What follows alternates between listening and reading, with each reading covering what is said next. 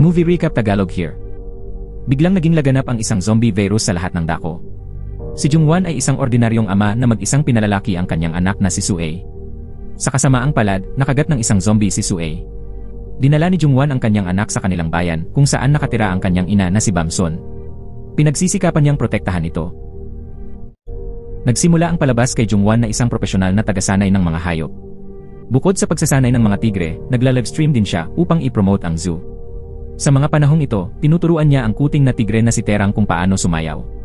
Noong una, hindi nakikinig si Terang, kaya't medyo nahiya siya sa harap ng kanyang mga tagahanga.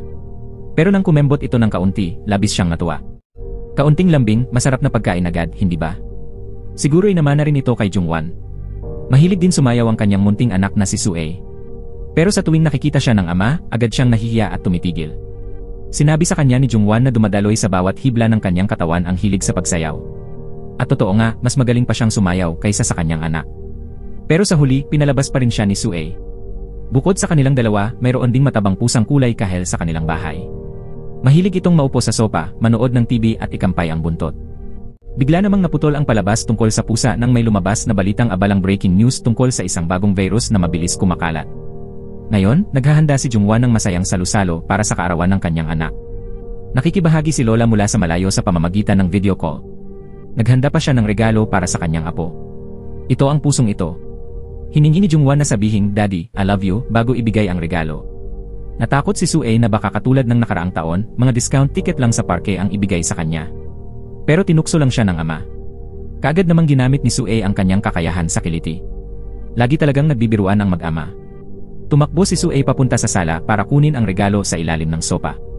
Isang peres ng headphones at mga tiket sa parke. Bigla, may nakita si Sue na kakaiba sa labas kaya't tinawag niya ang kanyang ama. Lumalabas na ang mag-asawang kapitbahay ay nag-ensayo ng martial arts. Natatawa si Sue at sinimulang kunan sila ng video. Dahil sa pagiging agresibo ng mag-asawa, nagdesisyon si Jungwon na kausapin sila. Pero bigla silang nagulat at napayuko ng mabilis. Lalong lumapit at lumapit ang zombie. Idinikit nito ang mukha sa salamin at matamang tumitig sa loob.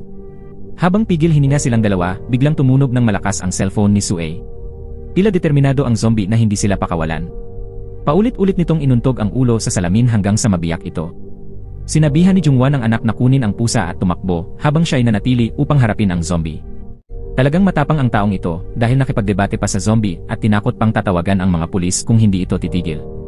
Nang sumugod ang zombie na nakalabas ang pangil, itinulak niya ang sopa upang maipit ang ulo nito at mabilis na tumakbo papunta sa silid ng kanyang anak. Sa mga oras na yon, kumalat na sa buong internet ang balita tungkol sa epidemya. Nagpa siya ang mag-ama na magulat sa pulis. Ngunit pagkakalabas pa lang nila, agad nilang nasilayan ang nakakatakot na tanawin sa kalsada. Marami sa kanilang mga pamilyar na kapitbahay ang naging mga zombie. Pati ang maliit na chihuahua ay nahawa rin. Hindi na rin matawagan ang mga emergency number. Kaya't nagpa siya silang bumalik na lamang sa bahay ni Lola sa probinsya para sa kanilang kaligtasan. Ang problema, hinaraan sila ng mababangis na zombie. Sinabi ni Jungwon sa kanyang anak na magpanggap na zombie at linlangin ang mga ito gaya ng sa mga pelikula. Pero masyadong nahihiya si Sue. Hindi nila namalayan na papalibutan na pala sila. Napatigil si Jungwon ngunit biglang umungol si Sue sa mga zombie. May talento pala siya sa pag-arte. Mas mukhang zombie pa ang kanyang kilos kaysa sa mga totoong zombie. Napuno ng tuwa at pagmamalaki si Jungwon at agad na ginaya ang kanyang anak. Sabay silang umungol ng malakas, malamang nalito tuloy ang mga zombie. Bakit marunong sumayaw ang dalawang ito? Habang nagdiriwang ang mag-ama, biglang naghabulan ang mga zombie. Nataranta sila at tumakbo palayo. Ngunit bago pa man sila nakalayo, nadapa si Sue. Habang kakagatin na siya, isinugal ni Jungwon ang kanyang buhay at iniangat ang kanyang kamay upang saluhin ang kagat para sa anak. Naku, malapit nang maging zombie si Jungwon. Pero mabuti na lang, pustiso lang pala ang nakalagay sa bibig ng zombie lola. Matapos silang makaligtas ng kakaunti, muling tumakbo ang mag-ama. Ngunit dahil napakaraming zombie sa daan, naisip ni Jungwon na kailangan nila ng kotse para makatakas. Sinabihan niya si Sue na magtago muna habang siya ay kukuha ng sasakyan. Dahil sa mabilis at maliksing kilos niya na parang mananayaw, nakaiwas si Jungwon sa mga zombie at mabilis na nakasakay sa kotse. Agad niyang pinaharurot ito upang sunduin ang anak. Habang masaya silang nagdiriwang ng kanilang pagtakas, napansin niya na kakaiba ang kilos ni Sue. Lumalabas, nakagat pala ito sa kamay ng isang zombie kanina. Habang kumukuha ng kotse ang ama, nakagat si Sue ng isang batang zombie na may siwang ang ngipin. "Daddy, magiging zombie ba ako?" "Hindi, ayos lang. Dadalhin kita sa doktor," sagot ng ama. Ngunit sa sandaling iyon, naramdaman na ni Sue ang mabilis na pagbabago sa kanyang katawan. Hindi nagtagal, nagbago ang kanyang mga mata at naging mapusyaw at unti-unting nagdilim ang kanyang paningin. Pagdilat niya, isa na siyang mabangis na zombie na handa nang salakayin ang kanyang ama. Mabilis na inapakan ni Jungwon ang preno, dahilan upang mabangga sila sa gilid ng kalsada. Isinuot niya ang hood ng kanyang anak sa ulo nito, pagkatapos ay tumalon siya sa likurang upuan at iginapos ito gamit ang seatbelt. Ngunit nagpumigla si Sue at aksidenteng nauntog sa harap. Doon lamang siya bahagyang natahimik. Mabuti na lang, hindi pa kumakalat ang epidemya sa probinsya. Laking gulat ni Lola nang makita na bumalik agad ang kanyang anak. Nang sabik na nagtanong si Lola, nasaan si Sue, ang munting yaman ko? Nahihiyang sumagot si Jungwon na nasa kritikal na kalagayan nito. Hindi na siya pinakinggan ni Lola at agad na itinulak siya palayo upang makita ang apo. Ngunit pagpasok niya, giba na ang silid. Anong klaseng sakit ang dahilan para tumingin ka sa akin ng ganyan? Ipinakita ni Sue ang kanyang mga pangil at biglang sumugod upang kagatin siya. Ngunit laking gulat, si Lola pala ay isang dalubhasang martial artist. Sa loob lang ng 2 galaw, natalo niya ang zombie na apo mula sa lungsod. Matapos ipaliwanag ni Jungwon ang lahat, napaiyak si Lola at humingi ng tawad sa apo dahil sa kusa niyang pagbagsak dito.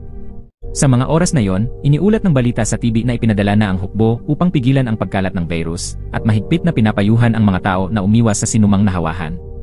Kinabukasan, mahigpit na iginapos ni Jungwon si Sue sa loob ng kotse at dinala siya sa ospital. Pagpasok niya upang tingnan ang sitwasyon, nakita niya ang isang ina na nagdala ng kanyang anak para magpagamot. Ngunit isa na pala itong mabangis na zombie at kinagat ang isang doktor. Kahit iniutos ng mga sundalo na lumayo siya upang tuluyan nilang alisin ang bata, buong tapang pa rin siyang nagprotekta sa anak, dahilan upang siya naman ang makagat sa leg. Agad namang nagpaputok ang hukbo, tinapos ang buhay ng mag-ina. Sa takot sa nakakatakot na halimbawa, hindi na naglakas loob si Jungwon na ipasuri pa si Sue. Ipinahayag din sa TV na sinumang makakita ng zombie at hindi ito iulat sa pulis ay gumagawa ng mabigat na krimen. Ngunit anuman ang mangyari, hindi kayang ipagkanulo ni Jungwon ang kanyang anak. Mas pipiliin niyang siya na lang ang humawak sa sitwasyon. Kaya naghukay siya ng libingan at inihanda ang sarili upang ihatid si Sue sa huling hantungan. Ngunit sa sandaling iyon, bumalik sa kanyang alaala ang masunurin at kaibig-ibig na Sue, dahilan upang hindi niya magawa ang pagpatay. Sue, patawad. Niyakap niya ito at humagulgol, ngunit mainat pa rin upang hindi siya makagat. Kung gayon, sabay na tayong mamatay bilang mag-ama. Ngunit biglang sinabi ni Lola, kung hindi mo kayang gawin, hayaan mong ako na. Mabilis na pinigilan siya ni Jungwon. Habang nagtatalo ang dalawa, nagpumigla si Sue at nakawala sa tali. Buti na lang, nag-inay ang pusa kaya natuklasan nilang nakatakas si Sue. Agad silang dalawa na nagtakbuhan upang hanapin ito. Matapos halughugin ang buong baryo, ngunit hindi makita, biglang naalala ni Jungwon ang isang espesyal na lugar. At hindi nga siya nagkamali, natagpuan nila si Sue roon. Lumalabas na noong bata pa siya, madalas siyang makipaglaro sa kanyang lola sa lumang imbakan na yon. Naniniwala si Jungwon na hindi pa tuluyang nawawala ang alaala ni Sue na may natitira pa siyang kamalayan. Ngunit sagot ng lola, ayon daw sa balita, ang nakagat ay siguradong patay na. Upang patunayan ang kanyang hinala, pinatugtog ni Jungwon ang paboritong kanta ni Sue. Pagkarinig ng musika, kumislot si Sue at nagsimulang sumayaw sa pamilyar na himig. Kahit matigas pa rin ang kanyang galaw na parang zombie. Kita mo, ina. Paanong ang isang normal na zombie ay marunong sumayaw sa musika? Labis ang tuwa ni Jungwon kaya't napaiyak siya sa galak. Kung tumutugon pa rin siya sa musika, ibig sabihin ay hindi pa siya zombie. Sigurado si Jungwon na buhay pa rin si Sue. Ipinahayag ng mga mananaliksik na sinisira ng virus na ito ang utak ng mga nahawahan na iniiwan lamang ang likas na instinct para mabuhay tulad ng mga zombie. Natuklasan nila na ang pagpapasigla sa utak ng mga nahawang daga ay nakatutulong upang maibalik ang kanilang alaala at sa ganitong paraan ay humihina ang virus. Sinabi ni Lola na kung tunay ngang apo niya si Sue, gugustuhin itong kainin ang paborito niyang pritong kanin na may itlog. Ngunit kung hindi niya ito kakainin, tiyak na isa na siyang zombie. Huminto sa paghinga ang dalawa at sabik na naghintay. Ngunit laking gulat, inamoy lamang ito ni Sue at saka tinalikuran. Nang akala nila'y wala na talagang pag-asa, napansin ni Sue ang maanghang na ginisang bituka at agad iyong dinampot at kinain. Masayang-masaya ang dalawa at nakatiyak na mayroon pa ring alaala si Sue. Sa mga oras na yon, dumating ang matalik na kaibigan ni Jungwon na si Dongbae matapos mabalitaang nakauwi siya sa probinsya. Pilit siyang pinipigilan ni na Jungwon at ng kanyang ina na pumasok sa bahay. Ngunit natanaw ni Dongbae si Sue sa loob at masayang tumakbo papasok upang batiin ito. Hindi niya inaasahan na sasalubungin siya ng isang malakas na ungol at mapuputing mata. Dinahilan ni Jungwon na nagdadalaga lamang si Sue at medyo hindi komportable. Tumango si Dongbae, kunwaring naniwala, ngunit agad siyang lumabas at kinuha ang kanyang telepono upang tawagan ang pulis. Buti na lang, naabutan siya ni Jungwon at nasunggaban ang telepono. Huwag mong tawaging zombie ang anak ko. Buhay pa siya at may mga alaala pa. Marunong pa nga siyang sumayaw kapag may musika. At mahilig din siyang kumain ng bituka ng baka, tulad ko. Matapos mapanood ang clip ni Sue na sumasayaw, tinuligsa ni Dongbei na nakakatakot ang mga galaw nito at hindi talaga pagsasayaw. At kahit pa may kaunting alaala pang natitira, wala raw itong mababago. Ngunit determinado si Jungwon na sanayin si Sue upang maibalik ang kanyang alaala at mapigilan ang virus na umunlad. Isang uri ng pagsasanay upang muling maging tao ang kanyang anak. Kung kaya kong sanayin ang mga mababangis na tigre, kaya ko rin ito. Ngunit nag-aalala si Dongbei na baka makagat ni Sue si Lola at mahawa ang buong baryo.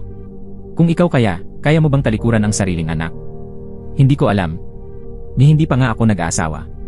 Samantala, habang sinashampu ni Lola ang buhok ni Sue, nadiskubre niyang may mga bitak sa lig nito. Labis siyang naawa sa apo. Ngunit kung umulan siya nito, agad niyang ilulubog ang ulo ng bata sa timba ng tubig. Pag-uwi ni Jungwon, mahimbing nang natutulog si Sue. Sabi ni Lola, matapos kumain ng mabuti at maligo, naging masunurin ito. Kinabukasan, plano nang dalhin ni Jungwon si Sue palayo upang mapanatag na rin ang kalooban ni Dongbei. Hindi inaasahan, narinig ni Dongbei ang balita na magsisimula na raw ang Amerika sa pananaliksik ng lunas para sa sakit na ito. Kaya nagpasya siyang tulungan si Jungwon na sanayin si Sue hanggang mailabas ang gamot. Upang manatiling lihim ang lahat, isinakay nila si Sue sa bangka at dinala sa isang liblib na isla. Sue, ito ay kamay. Ang kamay ay para sa pakikipagkamay. Hindi ito kinakagat, maliwanag. Pero imbes na sumunod, bigla siyang sumugod at paulit-ulit na kinagat si Dongbei. Nagpanik si Dongbei at sumigaw ng malakas, na lalo lamang nagpasigla kay Sue. Naisipan niyang tumakbo, ngunit pinaalalahanan siya ni Jungwon na ang pagtalikod sa isang tigre ay parang hatol ng kamatayan. Kaya't kawawang si Dongbei ay napilitang tumakbong paatras.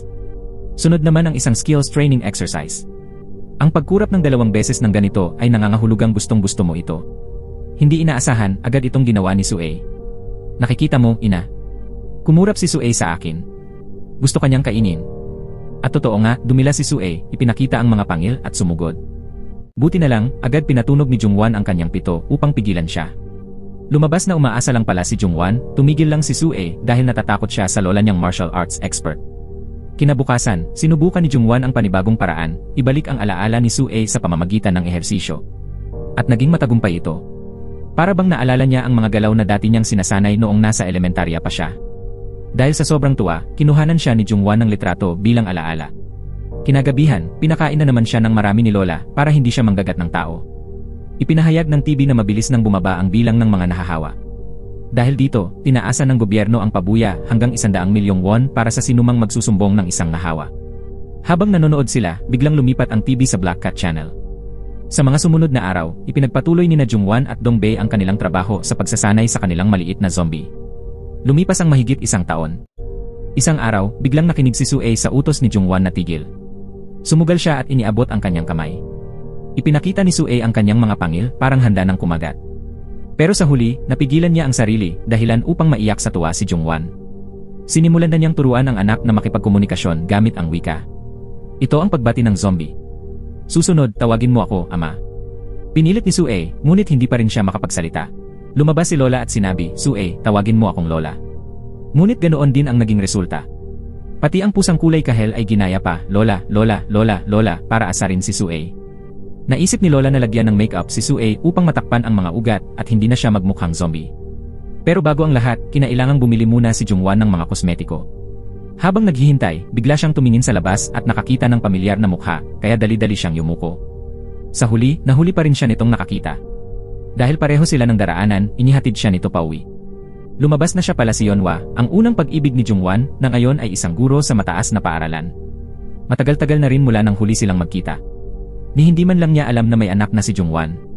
Sunod-sunod ang mga tanong ni Yeonhwa at gusto pa niyang bumisita sa bahay nito, dahilan upang agad sabihin ni Jungwon na gusto ko na lang maglakad. Isipin na lang nating ehersisyo ito. Kinagabihan, habang umiinom siya kasama si Dongbei, biglang dumating si Yeonhwa. Lumabas na si Dongbei mismo ang nagsabi rito na hiwalay na si Jungwon sa asawa at na ang anak nito ay may sakit sa utak at hindi makapasok sa paaralan. Taos-pusong nakiusap si Yeonhwa na hayaang makapasok ang anak sa paaralan, ngunit pilit pa ring umiwas si Jungwon at gumawa ng dahilan. Sa sandaling iyon, inanunsyo ng TV na malapit nang matapos ang epidemya ng zombie. Biglang sinabi ni Yeonhwa na pinakanamumuhi siya sa mga zombie. Lumabas na ang kanyang kasintahan noon ay nahawaan ng virus at si Yeonhwa mismo ang napilitang maghatid sa kanyang huling hantungan. Mula noon, naghanap at pumatay na siya ng mga zombie. Iyon lamang ang tanging paraan para malampasan ang kanyang trauma. Mayroon ba ritong zombie na kailangan kong iligtas? Biro niya. Nang suriin ni Jungwon ang Instagram account ni Yeonhwa, nakita niyang ginawaran na ito ng People's Hero Award sa dami ng na-report na kaso ng impeksyon. Kung siya ang makakahuli kay Sue, tiyak na katapusan na nila. Sa oras na yon, napansin ni Jungwon na abala si Sue sa panonood ng TV. Isang patalastas ito ng isang cosplay festival sa amusement park. Kumislap ang mga mata ng batang zombie at halatang gustong-gusto niya ang pista. Kinabukasan, bumalik si Jungwon sa kanilang bahay sa Seoul para kunin ang ilang gamit. Umupo siya at tinitigan ang mga lumang litrato at sa kanyang guni-guni nakausap ang mahal niyang anak na si Sue. Pa, patawad. Dahil sa akin kaya ka nahihirapan ng husto nitong mga araw. Hindi ako nahihirapan dahil sa'yo. Nagsusumikap ako. Pero napakahirap. Pa, pakiusap, maghintay ka pa ng kaunti para sa akin. Pagdaka, nagsayaw silang dalawa sa kanyang imahinasyon, puno ng tuwa. Ngunit biglang nawala ang ngiti sa kanyang mukha nang mapagtanto niyang ilusyon lamang ito. Bagamat lagi siyang nagpapakita ng lakas at optimismo nitong mga araw, sa kaloob-looban niya ay labis siyang sugatan at labis na nangungulila sa dating Sue. Bigla niyang nakita ang isang litrato ni Sue na kuha noong nakaraang taon sa cosplay festival. Kaya pala kumislap ang kanyang mga mata nang mapanood ang patalastas sa TV. Dahil dito, hiniling ni Jungwon kay Dongbei na isama si Sue sa festival. Baka sakaling makatulong iyon upang mabawi niya ang kanyang alaala. Kamakailan lang, hindi na nangangagat si Sue. Ngunit matigas ang pagtanggi ni Dongbei, sinasabing napakadelikado kung dadalhin siya sa isang lugar na maraming tao. Sa huli, kinailangan pang magmakaawa ni Jungwon hanggang sa lumambot ang puso ni Dongbei. Masayang-masaya si Jungwon nang umuwi, ngunit hindi niya inasahan na makikita ang kanyang dating kasintahan na si Yeonhwa na kumakain ng hapunan kasama ang kanyang lola. Sabi ni Lola, nakakahiya naman kung hindi niya papapasukin dahil nag-abala pa itong dumayo. At saka, natutulog naman si Sue sa kanyang silid kaya walang dapat ipag-alala. Biglang bumukas ang pintuan ng kwarto, ikinagulat nilang lahat. Gusto nang makita ni Yeonhwa ang mukha ng zombie, agad na nakatakbo si Jungwon at itinulak pabalik ang anak sa silid. Mahiyain siya, kaya natatakot siyang makipagkita sa mga estranghero. Biglang narinig ang tunog ng mga butong kumakalansing mula sa loob. Naghinala si Yeonhwa at gustong silipin. Kinabahan si Jungwon at paulit-ulit na tinunog ang kanyang pito, pagkatapos ay nagpalusot para mapaalis siya. Sinasabi pang hindi na niya ito gustong makita muli at binitiwan pa ang masasakit na salita. Kinabukasan, sinubukan ni Lola na ayusan ang kanyang zombie apo, nilagyan ng foundation, inayos ang mga mata, at pinahiran ng lipstick. Sumunod naman si Sue ng tahimik. Lumabas si Dongbei na nakasuot ng cool na cosplay outfit. Ganito ka dapat manamit kung pupunta ka sa cosplay festival, biro niya. Noon din ipinakita ni Lola ang bagong anyo ni Sue, na medyo cute tingnan. Kaya't nagsimula na ang tatlo, ang dalawang lalaki at ang maliit na zombie, sa paglalakbay patungo sa festival. Samantala, may pagpupulong sa baryo at buong yabang na inanunsyo ng kapitan na nakatanggap sila ng parangal bilang baryo na walang impeksyon. Napakadaing ni Lola at malakas na umubo. Tila nagsisimula ng magduda si Yeonhwa sa pamilyang ito. Narinig ng kapitan na bumalik na raw dito si Sue upang manirahan, kaya tinanong niya si Lola kung bakit hindi ito pinapasok sa paaralan. Nagpalusot si Lola na may sakit ang bata, ngunit pinilit pa rin siya ng kapitan na papasukin ang apo dahil sobrang kulang na raw ang estudyante at baka magsara na ang paaralan. Nagkunwaring naiinis si Lola at umalis. Ngunit pinigilan siya ng kapitan. Bakit ka alis agad? Ngayon pa lang nagsisimula ang salusalo ng baryo. Habang abala si Lola sa entablado ng baryo, todo kasayahan naman sina Jungwon at Sue sa cosplay festival. Kitang-kita sa mukha ng bata na talagang masaya siya. Ipinakita ni Jungwon sa anak ang mga litratong kuha noong nakaraang taon sa parehong festival. Ngunit nanatiling blanko at walang emosyon ang mukha ni Sue. Doon binasa ni Dongbei ang balita na malapit ng aprubahan ang gamot kontra sa virus. Nagkaroon ng pag-asa na gagaling si Sue. Sa sobrang tuwa, mahigpit na nagyakapan ang dalawa. Ngunit nang sila'y lumingon, napansin nilang biglang nawala si Sue. Pag-uwi ni Lola, nadatnan niyang nakahiga ang matabang pusa matapos kumain ng kung ano. Nakaupo si Yeonhwa na may matalim na tingin, seryoso at nakakatakot ang ekspresyon. May hawak siyang kahoy na espada sa harapan niya, natuklasan na niyang zombie si Sue. Ang hindi mapapasubaliang ebidensya ay ang larawang ito. Samantala, nakasinghot si Sue ng mabangong amoy at sinundan ito nang hindi sinasadyang mabangga ang isang babae. Dahil sa mabagsik na anyo at kakaibang lakad ni Sue, nakapaghinala ang babae. Lumabas na naakit pala si Sue sa amoy mula sa panaderya. At ang paborito niyang pagkain ay ang malutong na pritong tinapay na pilipit. Humingi ang may-ari ng 5,000 won. Ngunit sa hindi inaasahan, kinagat lang ni Sue ang pilipit at agad na tumakbo palayo. Noon, nakita siya ni Jungwon at masayang niyakap. Habang handa na siyang bayaran ang panadero, narinig niyang biglang nagsalita si Sue, Jungwon. Pinaulit ito at sinabi niya ulit at tama ang bigkas. Sa sobrang tuwa ni Jungwon, napaluha siya. Bibilhin ko ang lahat ng pilipit na ito. Nagtanong nang may pagtataka si Yeonhwa kung nasaan ang ina ni Sue at kung alam ba nitong naging zombie na ang bata. Doon na inamin ni Lola ang matagal na niyang lihim, hindi totoong anak ni Jungwan si Sue, kundi anak siya ni Juhai, kapatid ni Jungwan. Noon, minala si Juhai na makapag-asawa ng napakasamang lalaki, palamura at laging humihingi ng pera sa kanyang asawa. Naganap ang trahedya sa mismong ika-24 na kaarawan ni Jungwan. Siya noon ang nagbabantay kay Sue sa bahay nang tawagan siya ni Dongbei para dumalo sa selebrasyon. Narinig niyang darating din si Yeonhwa. Kaya't nagpaalam siya at iniwan si Sue mag-isa sa bahay sandali. Si Yeonhwa naman ay todo sayaw ng gabing iyon, hindi basta kalokohan lamang. Pagkatapos ng pagpatay ng kandila, tumawag si Juhai at kinailangan ng maagang umalis ni Jungwan. Sa kasamaang palad, habang nakikipag-usap sa telepono, hindi nakatingin sa kalsada si Juhai at nabangga siya ng kotse. Bumulagta ang pagkakasala at matinding dalamhati kay Jungwan. Doon niya napagpasyahang siya na ang magiging ama ni Sue. Samantalang ang tunay nitong ama, ang napakasamang asawa ni Juhai, ay tinangay ang lahat ng pera mula sa insurance at tumakas kasama ang kanyang kalaguyo. Pagbalik ni Jungwan at Sue sa bahay, kapwa namutla ang dalawa nang makita si Yeonhwa na may malamig at mapanganib na tingin. Pinulot nito ang espada at nagtangkang patumbahin ang zombie. Ngunit agad na ipinangharang ni Jungwan ang sarili para protektahan ang kanyang anak. Naggalit si Sue at muntik ng mangagat, pero napigilan siya ni Jungwan at pinakalma. Lubos na nagulat si Yeonhwa na nakikinig ang zombie sa kanya.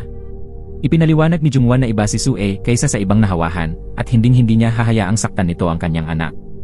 Ngunit patuloy pa ring binabagabag si Yeonhwa ng mga bangungot mula sa kanyang asawang zombie, kaya't determinado siyang alisin ang banta.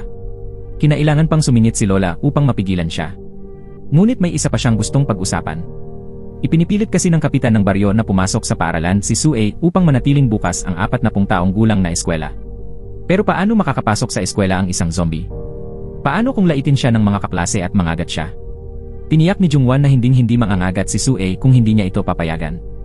Nang marinig ito, sinabi ni Yeonhwa na maaari niyang ipasok si Sue sa paaralan. Nakakaisip naman siya, hindi ba?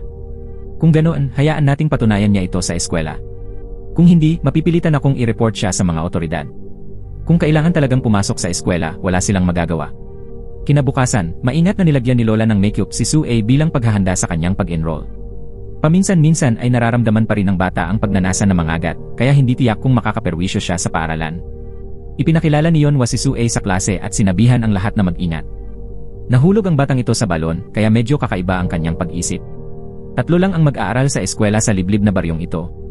At ngayon, dahil kay Sue, naging 4 na sila. Nagmamasid si Jungwan mula sa labas, balisa sa bawat kilos ng anak. Nagdala pa siya ng mga merienda para kay Sue, dahil kapag busog ito, mas nagiging masunurin siya. Samantala, inaasar siya ng 2 kaklase dahil sa makapal na makeup. Nilundag nila si Sue para kalmutin ito, ngunit ang nagawa lang ay medyo kumalat ang makeup. Sa oras ng PE, naglaro ng basketball ang 2 babae at ipinukol ang bola papunta kay Sue. Pinulot niya ito na parang ibabalik, ngunit pag-abot ng kamay, bigla niya itong ibinagsak na para bang gusto silang ipatuloy. Hiniling ng 2 babae sa guro na hatiin ang klase para sa isang practice match upang makabawi sila kay Sue. Gaya ng inaasahan, sinadya nilang itulak si Sue para makashoot ng bola. Sa kabutihang palad, hindi siya nagalit. Ngunit doon palang nagsisimula ang drama. Nang makita siya ng guro, inisip nitong parang mabagsik na zombie si Sue at ipinukol ang bola diretsyo sa kanyang mukha. Kawawang si Sue, bumagsak na parang saging, baluktot at deforme ang mukha. Naggitngit si Jungwan, iniisip na niloloko ni Yeonhwa ang kanyang anak. Agad niyang binuhat si Sue papunta kay Dongbei. Lumabas na si Dongbei pala ang tanging doktor sa baryo. Matapos ang matinding masahe at pagmamasa, bumalik sa normal ang mukha ni Sue. Ngunit nang sila'y magdiwang, bigla namang tumagilid sa kabilang direksyon ang kanyang mukha. Kaya kinailangan muling imasahe ni Dongbei. Dumating si Yeonhwa upang humingi ng tawad, dala ang mga mansanas na ipinadala ng kanyang kaibigan. Nang makita yon, masayang kumaway si Sue, tanda ng kanyang tunay na kasiyahan. Ibinulong ni Jungwan na alam niyang maaaring hindi na muling bumalik sa normal si Sue. Ngunit anuman ang mangyari, kahit ano pa ang kanyang maging anyo, nais pa rin niyang manatiling kasama ito. Nang marinig ito, nakaramdam ng matinding pagkakasala si Yeonhwa para sa kanyang namatay na asawa, dahil hindi niya ito binigyan ng parehong pagkakataong ibinigay ni Jungwan kay Sue. Gayunpaman, patuloy pa rin siyang ginugulo ng alaala ng mabagsik na anyo ng kanyang asawa noong naging zombie ito. Samantala, mas lalo pang umunlad si Sue, natututo na rin siyang umiti kapag tinutukso siya ng kanyang lola. Sa sandaling iyon, dumating ang tunay ngunit malupit na ama ni Sue upang hanapin siya. Lumabas na ang babaeng nakatagpo nila sa pista ay nakapag-video ng isang clip na naglalantad kay Sue bilang isang zombie. Kaya't binalak niyang isumbong ito sa mga otoridad kapalit ng gantimpala. Agad na rumesponde si Lola at ang pusang kulay kahel upang pigilan siya. Ngunit walang kaabog-abog niyang itinulak si Lola hanggang sa bumagsak ito sa lupa. Kakababa lang ni Jungwan mula sa bus nang marinig niya ang masamang balitang iniulat ng kanyang ina. Pagkakita sa sasakyan ng kanyang bayaw sa ibaba, tinakbuhan niya ang burol, nadapa, gumulong, at dumiretso sa kalsada. Pagsapit ng kotse, itinaya niya ang sariling buhay upang harangin ito. Walang pasakalye, binigyan niya ng isang malakas na suntok ang walang hiya. Ngunit nang tangkain itong kunin si Sue, bigla itong kumuha ng pamalo at walang awang binugbog si Jungwan. Hinablot ni Jungwan ang paa nito at ibinagsak sa lupa. Pagkaraan, pinigilan niya ito at walang tigil na sinuntok. Doon, sinabi ng lalaki na nalantad na si Sue sa cosplay festival. Kung ayaw niyang makulong, dapat nilang isuko si Sue at hatiin ang gantimpala. Habang naguguluhan si Jungwan, bigla siyang kinagat nito sa kamay, saka binaligtad ang sitwasyon at binugbog siya. Nagwala si Sue nang makita ang ama niyang sinasaktan, at agad na sumugod upang kagatin ang liig ng walang hiya. Napilitan si Jungwan na hilahin siya palayo upang pakalmahin. Pinakanatatakot siya na tuluyang maging duguhang zombie ang kanyang anak. Sa sandaling iyon, mabilis na nagbago ang anyo ng lalaki at naging zombie rin. Wala nang ibang pagpipilian si Jungwan kundi wakasan ito. Pagsapit ng madaling araw, nakauwi ang mag-ama. Pinakalma niya ang kanyang ina na hindi na muling babalik ang walang hiya. Alam niyang guguho na ang lahat, kaya nagpa siya si Jungwan na tumakas kasama si Sue. Sinabi niya kay Dongbae na manatili na lamang at magpanggap na walang nalalaman. Siya na lamang ang sasalo ng lahat ng sisi. Nang marinig ito, nagmatigas si Lola at sinabing sasama siya. Hindi ko kayang mawala kayong dalawa. Tungkol naman sa pusa, plano nilang ipadala ito kay Yeonhwa upang maalagaan. Ngunit pilit itong pumasok sa kahon na para bang sinasabing gusto nitong sumama sa buong pamilya. Kinabukasan, inihanda na ni Jungwan ang lahat. Ngunit bago sila umalis, hiniling niyang ibigay ng kanyang ina ang isang sulat para kay Yeonhwa. Papunta na sana si Lola upang ihatid ito nang biglang makita niyang paparating ang mga sasakyang militar patungo sa kanilang bahay. Kaya't sinabi niya kay Yeonhwa na agad pihitin ang kotse paalis. Ngunit hindi nila makontak si Jungwan sa telepono. Dahil dito, inilabas niya ang sulat at binasa. Lumabas na yun pala ay isang liham ng pamamaalam ni Jungwan. Sinadya niyang umalis ng mag-isa kasama si Sue, handang akuin ang lahat ng kasalanan. Habang nilulusob ng militar ang kanilang bahay, naghahanda siyang dalhin ang anak sa isang liblib na isla. Ngunit hindi inaasahan, mabilis na nakahabol ang konvoy ng militar. Maging ang buong dagat ay napaligiran. Nagkubli siya sa loob ng bodega at ipinaliwanag sa kanila na marunong mag-isip at magsalita si Sue. Ngunit hindi naniwala ang militar at nagsimulang basagin ang pinto upang sugurin sila. Sa oras na yon, tuluyan nang nawala ng pag-asa si Jungwan. Sinabi niya kay Sue na kagatin siya, iyon na lang ang tanging paraan para lagi silang magkasama. Sa una, ayaw sumunod ni Sue. Ngunit tila naunawaan niya ang sinasabi ng ama at sa huli, marahan niya itong kinagat. Pagsugod ng militar, nagsimula nang magbago si Jungwan. Ngunit hindi pa siya nawala ng isip at ginamit niya ang kanyang katawan upang ipagsanggalang ang anak laban sa mga bala. Nang bumagsak ang ama, labis na nasaktan si Sue at sa wakas ay napasigaw ng tatay. Makalipas ang ilang buwan, tuluyang gumaling si Sue mula sa sakit.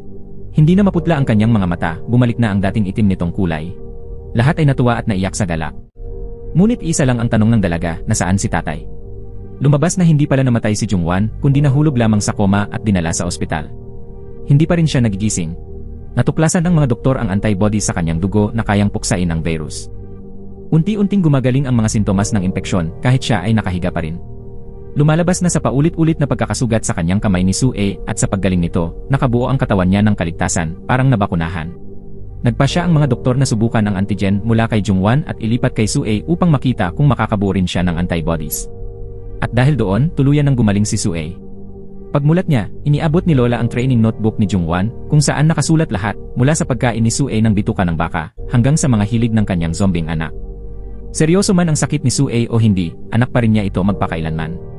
Hindi napigilan ng dalaga ang maiyak nang mabasa ang mga linyang iyon, ngunit nananatiling walang malay ang kanyang ama. Hindi nagtagal, sumali si Sue sa patimpalak ng sayaw gamit ang kantang matagal niyang pinagpraktisan. Sa ibaba, todo cheer sina Lola at ang dalawang kaibigan niya. Nang ipakita ni Yeonhwa ang video kay Jungwan, gumalaw ang kanyang mga daliri kasabay ng tugtog. Malinaw na sabik siyang sumayaw. Malapit na siyang gumaling. Ang pelikulang zombie na ito ay hindi ginawa upang takutin ang mga tao, kundi upang ipaalala na mas malakas ang ugnayan ng isang ama at anak kaysa sa anumang virus. Ang sandali na ang isang ama ay ayaw pakawalan ang kanyang anak, kahit buong mundo na ang tumatawag dito na halimaw, iyon ang sandaling nakakaantig sa puso. Ang naiwan sa alaala ay hindi ang alulong ng zombie, kundi ang init na lumalaganap. Kahit dumating man ang katapusan ng mundo, sapat ang pagmamahal upang manatili tayong tao. At dito nagtatapos ang pelikula. Maraming salamat sa panonood. Hanggang sa muli, paalam.